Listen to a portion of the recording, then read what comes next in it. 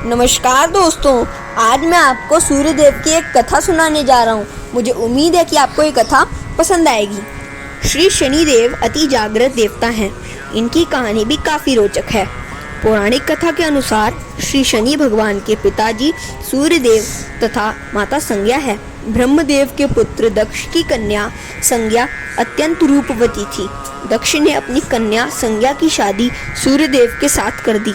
संज्ञा ने सूर्यदेव से 2 पुत्र दक्षिणाधिपति यम और श्री शनिश्चर तथा ताप्ती, भद्रा, कालिंदी, सावित्री इन 4 कन्याओं को जन्म दिया। एक दिन संज्ञा सूर्यदेव का तेज सहन न कर सकी, इसलिए उन्होंने एक अपनी प्रतिरूप स्त्री का निर्माण किया और उसका नाम स्वर्णा रख दिया। संज्ञा ने स्वर्णा से कहा कि तू सूर्य के साथ पत्नी कर्तव्य का व्यवहार करके पूरी तरह सुख का उपभोग कर, लेकिन एक बात ध्यान रख कि यह सब किसी को भी मालूम न हो, यहाँ तक कि सूर्यदेव को भी नहीं। संकट काल में मेरा स्मरण करने पर मैं तेरी मदद करूँगी। ऐसा कहकर संज्ञा अपने मायके लौट गई। दक्ष ने संज्ञा को समझाया कि विवाहित को अपने पति के साथ ही रहना चाहिए, भले बुरे दिनों में भी अपने पति का साथ छोड़ना नहीं चाहिए। यदि ब्याही पुत्री को उसके माता पिता अपने पास रखें तो माता पिता को दोष लगता है, इसलिए यहाँ न रहकर अपने पति के घर रहना ही उचित है। पिता दक्ष का यह विचार सुनकर संज्ञा को दुख हुआ। वह क्रोधित हुई और स्त्री जन को दोष देने लगी। तुरंत ही संज्ञा ने अपने आप को घोड़ी के रूप में बदल लिया और निराहार तपस्या के लिए हिमालय पर्वत पर चली गई। संज्ञा के मायके चले जाने पर स्वर्णा सूर्यदेव की घर गृहस्थी ठीक से चला रही थी। यथावकाश स्वर्णा ने सूर्यदेव से 5 पुत्र और 2 कन्याओं को जन्म दिया। पुत्रियां भद्रा, वैदती और पुत्र श्रद्धादेव, मनु, व्यतिपात, कुलिका, अर्थधाम। इस प्रकार संतति प्राप्ति तक सूर्यदेव को थोड़ा सा भी संदेह नहीं हुआ।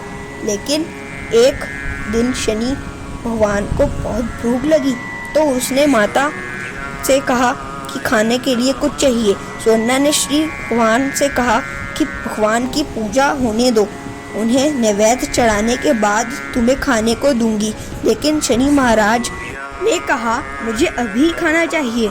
ऐसा कहकर स्वर्णा को लात दिखाई। उस वक्त स्वर्णा ने शनि को भगवान को शापित किया कि तेरा पैर टूट जाएगा। यह सुनकर डर के मारे शनि भगवान ने पूरी घटना अपने पिता सूर्यदेव से बता दी। सूर्यदेव ने विचार किया कि माता अपने पुत्र को कभी शाप नहीं देती, यह अधर्म की बात असंभव है। सूर्यदेव ने ध्यान दृष्टि से देखा तो समझ गए कि यह संज्ञा नहीं है। सूर्यदेव ने क्रोधित होकर स्वर्णा से पूछा, तू कौन है? सूर्यदेव को क्रोधित मुद्रा में देखकर स्वर्णा डर के मारे पानी पानी हो गई और उसने कहा, मैं संज्ञा की छाया स्वर्णा हूँ। संज्ञा तपस्या के लिए हिमालय पर्वत पर चली गई और मैं ही घर पर गृहस्थी का कर्तव्य निभा रही हूँ। तब सूर्यदेव ने शनि भगवान से कहा कि बेटा शनि, स्वर्णा तेरी माता के समान ही है। उसकी शापित बात व्यर्थ नहीं हो सकती, लेकिन अति बाधक भी नहीं हो सकती।